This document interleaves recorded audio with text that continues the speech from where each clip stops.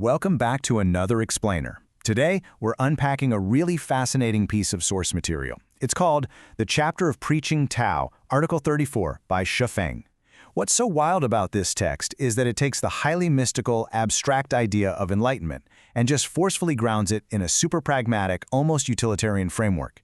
It literally links grand cosmic salvation directly to practical, everyday usefulness.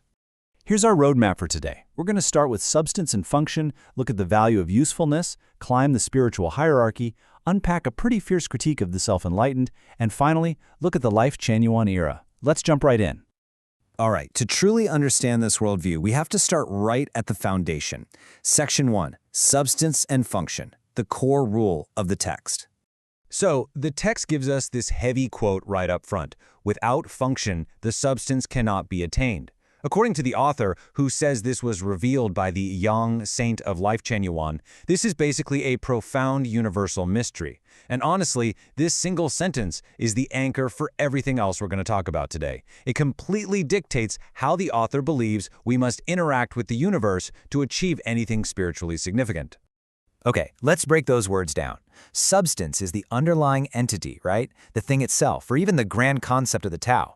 Function, on the other hand, is the practical use, the value, or the action of that entity. What the author is arguing here is actually pretty radical. They're saying you can only ever understand what something is by looking closely at what it does. If you want to pursue or attain the Tao, the text insists you absolutely have to do it through function. No practical action, then the underlying substance remains completely out of reach. Which brings us nicely to Section 2, The Value of Usefulness, from Spinach to Society. This is where the text gets super practical. The author literally compares spiritual value to spinach. Seriously. Spinach is a substance, sure, but its value is entirely in its function as food. To get the value, you gotta eat it.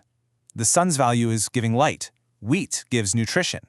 And this brilliantly illustrates the flip side of the author's rule. Anything without a function becomes literal trash. Think about that in your own life for a second. The text points out that stuff ends up in a landfill for one very specific reason. It simply doesn't have a use anymore. Now scale that logic up to us humans.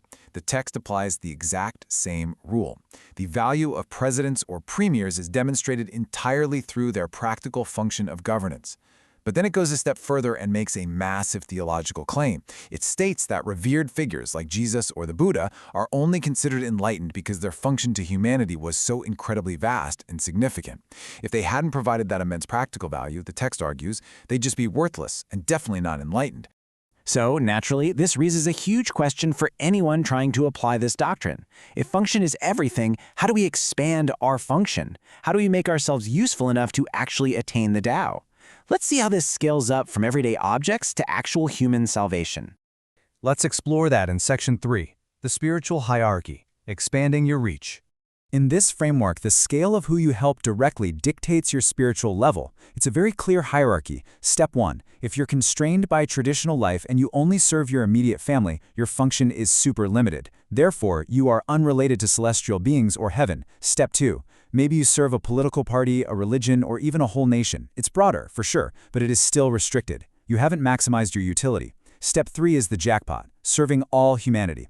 The text claims this is the only way to truly maximize your function and qualify for heaven. And the author absolutely does not pull punches on the alternative. The text explicitly equates a lack of usefulness with spiritual ruin. Just like those household objects we talked about earlier, a person who is of no use becomes trash. And in this specific spiritual framework, the trash heap is explicitly defined as hell. The logic is incredibly rigid here. To avoid spiritual failure, you must expand your practical usefulness to as many people as possible. Because this doctrine is so fiercely action-oriented, it leads right into Section 4, critiquing the self-enlightened and the problem with traditional recluses. The text specifically calls out this concept, often found in Buddhist teachings, of the self-enlightened person, or Ziliu in Chinese. You know, the kind of person who retreats from the world, focusing entirely on their own spiritual cultivation and attaining Buddhahood without giving a second thought to society, nature, or anyone else. While the author completely torches that idea, while society might look at these hidden dragons or recluses as high-level masters, this text firmly labels them as the most foolish and useless people in the world. Because they don't demonstrate an active function to society, the author equates these solitary truth seekers to that useless landfill trash we discussed earlier. Crucially, traditional spiritual practices are totally dismissed by the author if they aren't paired with action. Things like reciting scriptures, worshiping, meditating, retreating from society, or just engaging in heavy philosophical speculation, all of these are considered useless daydreaming if done in isolation. The doctrine demands a tangible demonstration of function. Claiming to seek the Tao while sitting alone in a cave, according to this text, is just wishful thinking. Which brings us to the grand finale. Section 5, the Lifechanyuan era, the ultimate function. This is the text's proposed solution for avoiding spiritual failure. Let's map out this final spiritual logic. At the absolute cosmic level, we have the greatest creator. And why is the creator revered? The text argues it's precisely because the creator has the biggest function in the entire universe. So, to reach the ideal level, heaven or attaining the Tao, you have to mirror the creator by maximizing your own function. And that means serving all humanity. Conversely, down at the limited level, only serving yourself results in zero function, which equals total spiritual failure. So what does serving all humanity actually look like in this doctrine? Well, the author asserts that dedicating yourself to creating what they call the Lifechanyuan era is the ultimate unmatched method for maximizing your utility. The text actually presents this as a major cosmic secret. It claims this specific endeavor is the best shortcut to cultivating the Tao because it's the most comprehensive way to dedicate yourself to the cause of all humanity. To distill all of this down, these are the final specific conditions the text lays out for becoming a celestial being and avoiding that spiritual trash heap. 1. Revere the greatest creator. 2. Revere life and nature. And 3. Wholeheartedly serve humanity by creating the Lifechanyuan era. It's a highly systematized view of salvation. Function equals value, and value gets you into heaven. As we wrap up this explainer, I want to leave you with this final thought to ponder.